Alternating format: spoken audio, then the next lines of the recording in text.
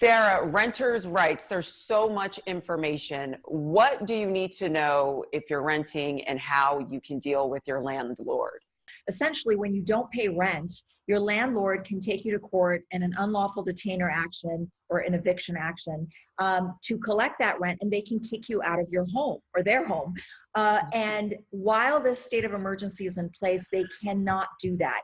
So if you're a mortgage holder, you can't be forced into foreclosure. And if you're a renter, you cannot be evicted from your home, even if you don't pay rent. I think the misconception here is that renters are thinking, well, then I'm just getting free rent for however long this lasts. And that is absolutely not true. When the state of emergency is lifted, you are going to owe back rent. Okay, and that's going to be steep for some people. If your rent is, $2,000, $3,000 multiplied by God knows how long this is going to go on for, you are going to owe that back rent. Now, how this is being enforced is, it depends on the city that you're renting in.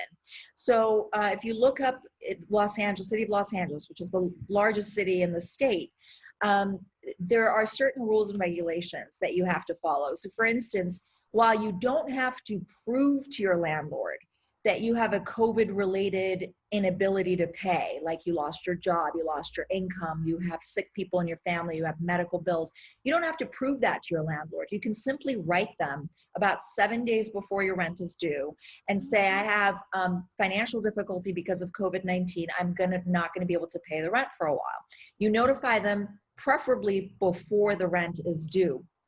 But if the emergency order is lifted, and you still can't pay. In the city of Los Angeles, you're supposed to, as it stands now, you're supposed to have 12 months to pay off the back rent, right? But let's say you still can't find a job. You're still unable to pay the rent. And then your landlord takes you to court after the emergency order is lifted. Well, you're then might be able to have to prove up your financial inability. So my best recommendation to the viewers is to, number one, put in writing your inability to pay rent.